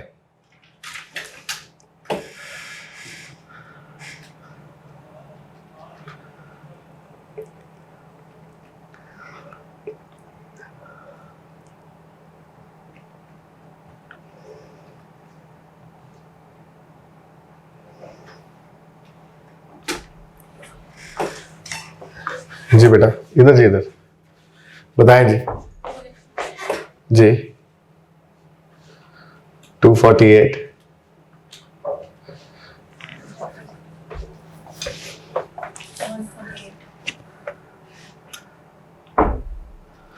248 क्या था? उसे कर लो सॉल्व।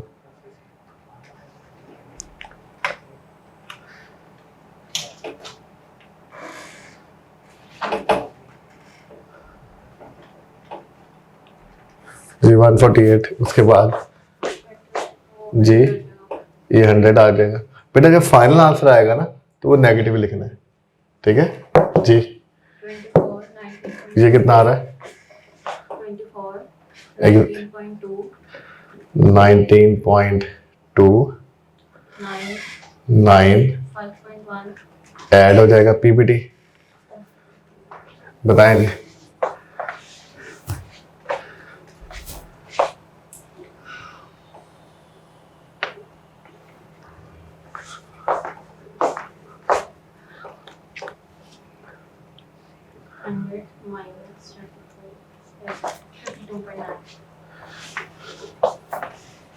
जी 52.9 जी, ये कितना आ जाएगा? 14.2 पैट 38.7, ये आ जाएगा 139.7। ये एमसी का शेयर कितना आता है? पहले टोटल करो। 8.1 कितने परसेंट? 30% जी। 2.43।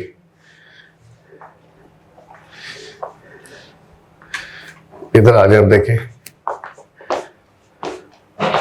बेटा।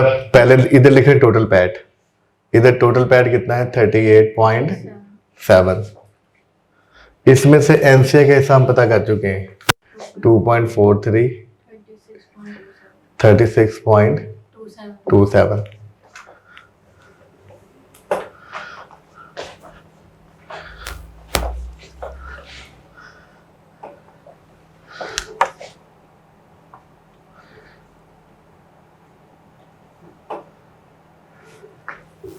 जी बेटा इधर आ जाए, इधर लिखें टोटल टीसीआई, टोटल ये है 39.7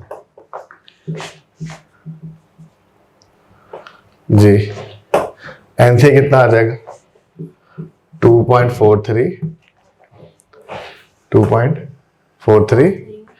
अच्छा ये तो प्रॉफिट है बेटा। टीसीआई क्या होता है आपको बताया भी था, टीसीआई होता है पैट जमा ओसीआई। ये एनसीआई का पैट का शेयर आ गया। अब ओसीआई में देखते हैं, ये 2 रुपये तो पेरेंट के हैं, ये -1 एस के हैं, इसमें एनसीए कैसा बनेगा? तो कितना हो जाएगा? -1 × 30%, तो आ जाएगा 2.13। बैलेंसिंग 37.57। ये कंप्लीट है सवाल।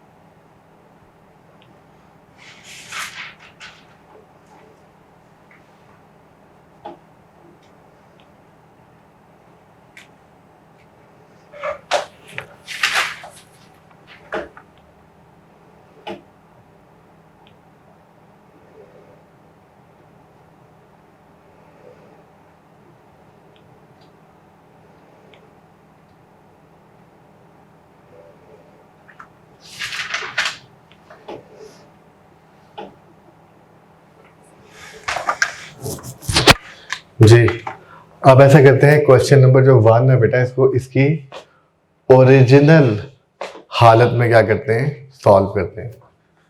जी अब ये देखें, इधर कीजिएगा बेटा, क्वेश्चन नंबर 1 को इसकी ओरिजिनल हालत।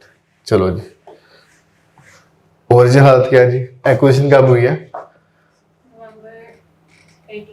First November 18। चलो फर्स्ट नवंबर 18 और हमारा ईयर एंड है 30 जून 19। नवंबर से लेके जून तक 8 महीने बनते हैं बेटा। देखिएगा जरा,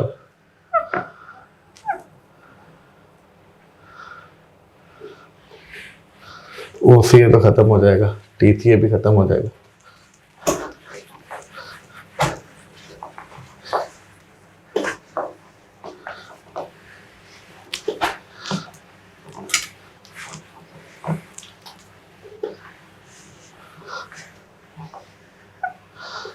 चलो जी,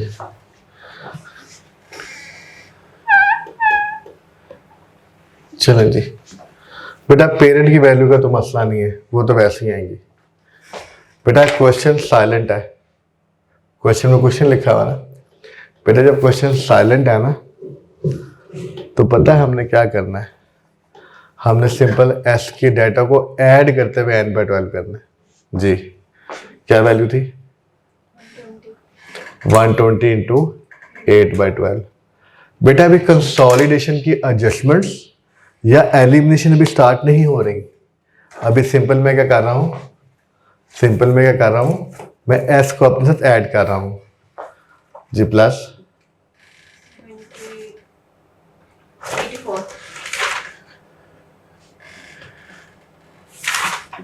जी प्लस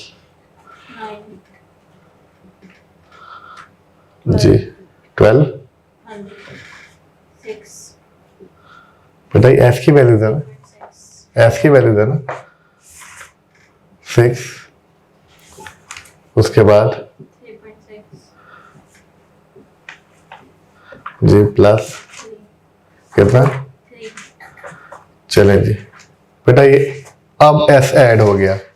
अब यहाँ पे क्या आएगा बेटा? चूंकि मैंने एस की हर वैल्यू को n/12 किया ना, तो यहाँ भी पता क्या आ जाएगा? 9.6 इंटू n/12 मतलब 8/12। जी 6.4। चले जी, ठीक है जी बेटा। वही बात, पहली बात है एलिमिनेशन बेटा। चूंकि एक्विजिशन डेट जेकब नवंबर को है ना, तो उसके बाद एलिमिनेशन होगी 8 महीनों की। आपस की सेल कितनी हो जाएगी? 8 बेटा। क्लोजिंग स्टॉक तो उतना ही बचा हुआ है ना, तो नेट यूआरपी एक ही आ जाएगा। और आपको पता है सिर्फ क्लोजिंग स्टॉक हो तो आंसर पॉजिटिव आता है। यहाँ पे 1 हो जाएगा। और सेलर को ना पी, तो बेटा यहाँ पे एडजस्टमेंट नहीं आएगी। एक्स्ट्रा डेप्शन कितनी बनेगी? एक्स्ट्रा डेप्शन कितनी बनेगी बेटा? 4.5 डिवाइडेड बाई 3 इंटू 8/12। जी 1 यहाँ से माइनस और बेटा यहाँ पर ऐड। अब क्लोज करें जी, बताएं आंसर प्लीज। जी 120 जी जी जी कितना? 15.2 जी 7 जी 3.9 जी 49.2 PBT 49.2 13.2 ji 36।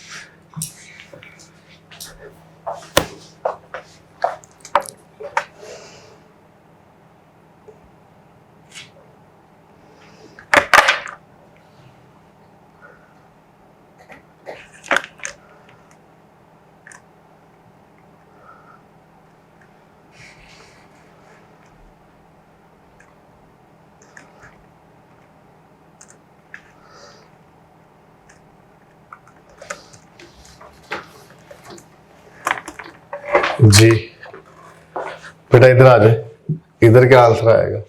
5.4 multiply by 30% 1.62।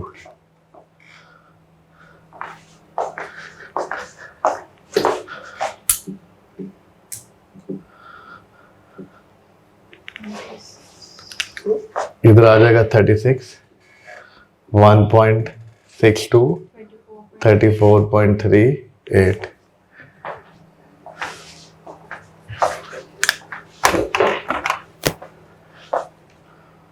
Question 2 पे आ जाए जी, कंप्लीट आई।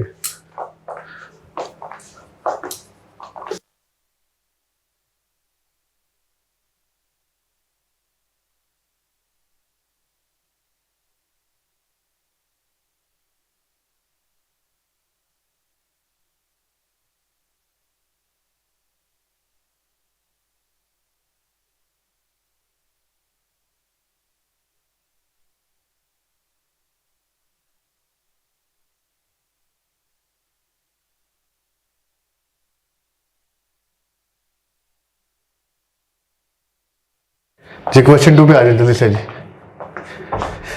इधर करें जी, ये कंप्लीट है जी।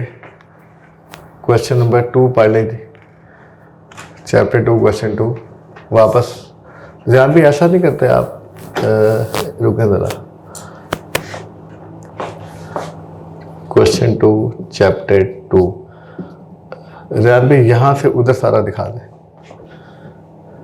क्वेश्चन 2 पढ़ें जल्दी से जी।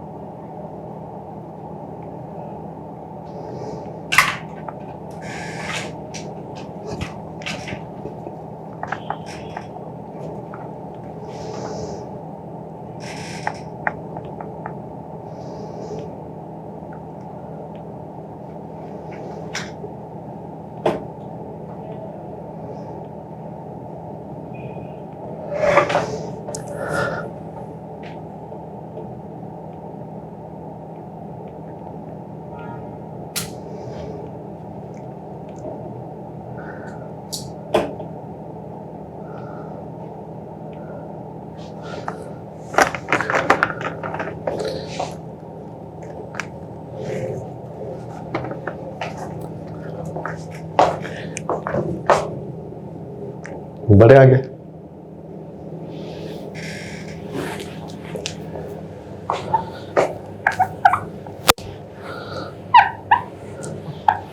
जी, बताएं जी क्या ऑनरशिप है?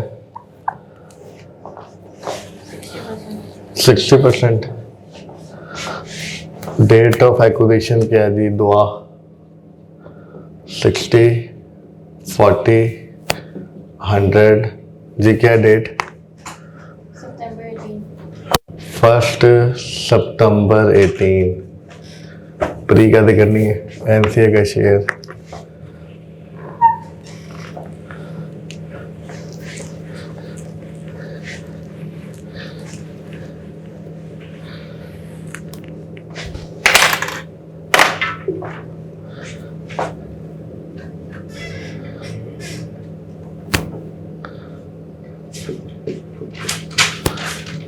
जी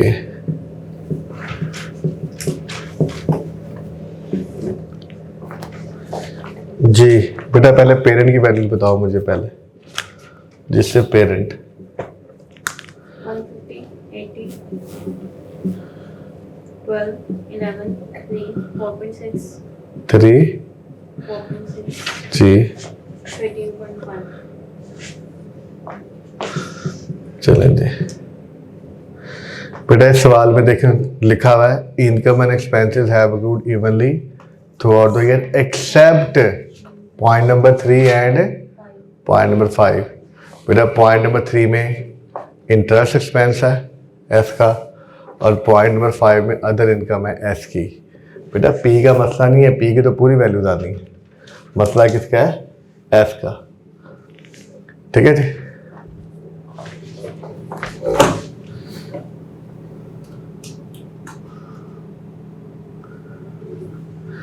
जी जी बेटा सेल में कोई मसला नहीं है, बताएं सिंपल। बेटा सेल की सारी चीज़ें नॉर्मल आइटम है। बेटा ब्लू से लिख रहा हूँ मैं, देखो ब्रैकेट में सेल कितनी है? 120। बेटा क्या हो जाएगा? 10/100। 12। ये नॉर्मल आइटम है जी। स्पेसिफिक आइटम एक फाइनेंस कॉस्ट में आ रहा है, एक अदर इनकम में आ रहा है जी। 72, 10/12 जी। 9.6, कितना? 9.6, 10/12, 10.8, 10/12। बेटा इन दोनों में स्पेसिफिक आइटम अभी करते हैं। टैक्स बता दो। 9, 10/12। चले जी। जी बेटा पहले बात की थी अदर इनकम की। अदर इनकम कितनी आ रही है इसकी? इसके अंदर इनकम आ रही है 1.8। क्या लिखा हुआ 0.5 में? Other income includes an exceptional item of rupees 300 which was earned in July 18. बेटा एक्विजिशन से पहले ही अर्न की है। बेटा देखना जरा, ये देखो प्लस ब्रैकेट स्टार्ट 1.8, बेटा -0.3 स्पेसिफिक आइटम है ना बेटा। इसके अलावा जो बाकी वैल्यू आ जाएगी ना वो बन जाएगी नॉर्मल आइटम। नॉर्मल आइटम पे क्या हो जाएगा 10/12। बेटा स्पेसिफिक आइटम पे n/12 तो होना नहीं है। अब अगला सवाल ये होगा या ये ऐड होगा या नहीं होगा। बेटा ये ऐड ही नहीं होना। क्यों? क्योंकि एक्विजिशन डेट से पहले अराइज हुई है। खत्म होगी बात। फाइनेंस कॉस्ट क्या है देखो जरा। बेटा कितना लोन दिया आपस में एक दूसरे को? एस का, हमने तो बेटा एस की बात कर रहे हैं ना अभी। बेटा मैं बता दूं, मैं ये वर्किंग तो करने लगा हूं, लेकिन बेटा ये अभी ना कंसोलिडेशन की एडजस्टमेंट स्टार्ट हुई है ना एलिमिनेशन हुई है। ये मुझे एस की को अपने साथ ऐड करने के लिए ये स्पेसिफिक आइटम की वजह से काम करना पड़ रहा है। 30,000 मल्टी कितना? 8, बेटा इंटरेस्ट भी 10 महीनों का आएगा ना।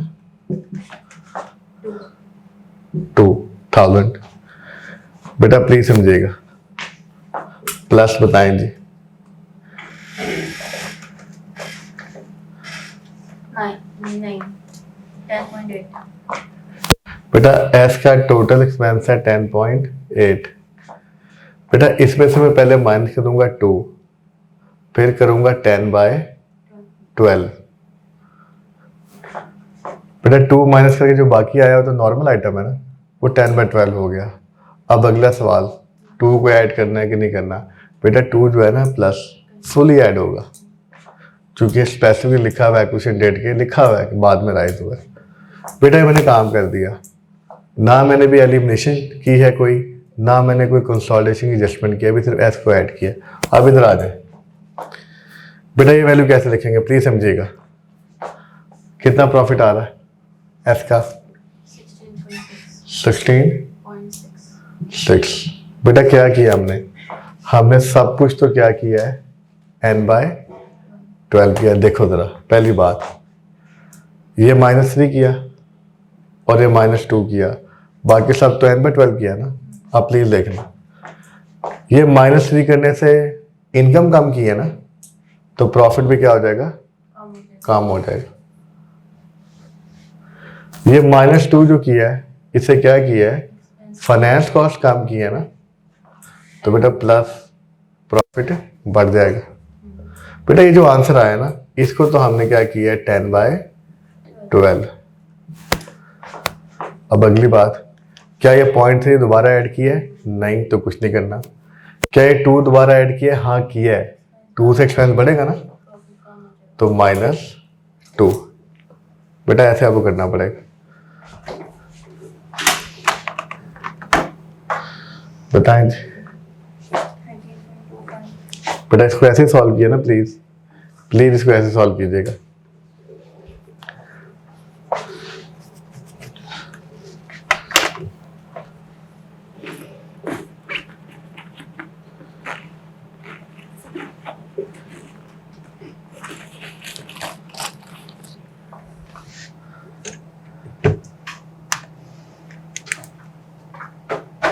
जी हो गया बेटा, वेरीफाइड है। 13.25। बेटा अब कंसोलिडेशन स्टार्ट होगी। बेटा अब स्टार्ट होगी। आप क्या करेंगे, एलिमिनेशन, एडजस्टमेंट, सब कुछ।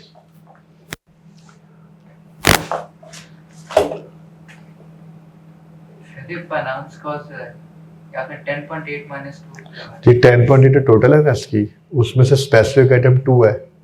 2 कैसा है, ऐसे ये दोबारा देखिए, फाइनेंस कॉस्ट 3800, क्वेश्चन 2 का है। क्वेश्चन 2 देख लें। क्या बात है जी, 3.8 ही है जी। 8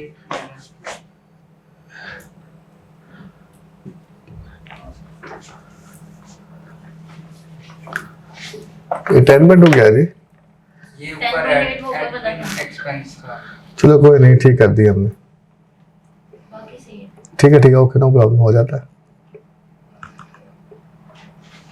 चलो जी, बाकी तो मैं ठीक किया ना, देखो ठीक है। 16 पॉइंट डन जी। चलिए जी, अब बेटा पहले क्या करते हैं जी। बेटा सबसे पहले मैं क्या करने लगा हूँ, ध्यान पे इधर करना जरा जी। बेटा बिल्डिंग एक अंडर वैल्यूड है, fair value adjustment would result in increase of 400 रुपये की डेप्शन। बेटा 400 रुपये 0.4 खुद बता दिया। ऑफिस बिल्डिंग है ना, तो कहाँ पे करेंगे, कहाँ पे करेंगे, एडमिन में जी 0.4 से।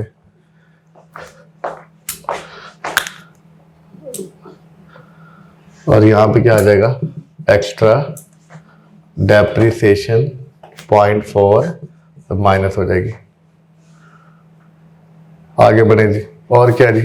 बेटा आपस का इंटरेस्ट इनकम, इंटरेस्ट एक्सपेंस। बेटा अब एलिमिनेशन करने लगा हूँ, ये -2, ये -2, आपस की income expense eliminate. Cell purchase पे आ जाए, कितनी सेल परचेज है, एक्विजिशन डेट के बाद सेल परचेज की है, कितनी, 10 रुपये हो जाएगी, 1000 रुपये पर मंथ है ना। -10 URP 0.9। सिर्फ क्लोजिंग स्टॉक है तो नेट URP पॉजिटिव आएगा, ऐड करेंगे। और हु सेलर, एस सेलर है, तो बेटा नेट URP ऑन स्टॉक इधर भी आ जाएगा 0.9 नेगेटिव, वहां पे ऐड किया तो यहाँ पे लेस। और जी कुछ है तो खत्म करें जी। ये बताएं क्या आता है 11.95 जी, मल्टीप्लाई बाय 40%, 4.78 4.78।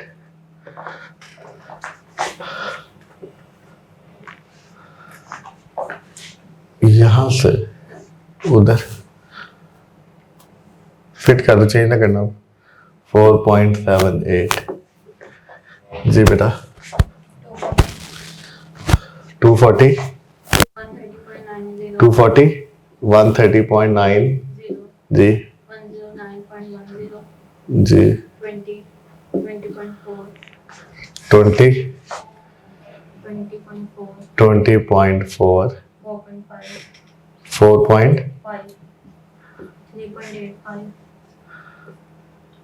3.85 68.05 05 21 21 47.05 47.05 बैलेंसिंग 2.27 42.27।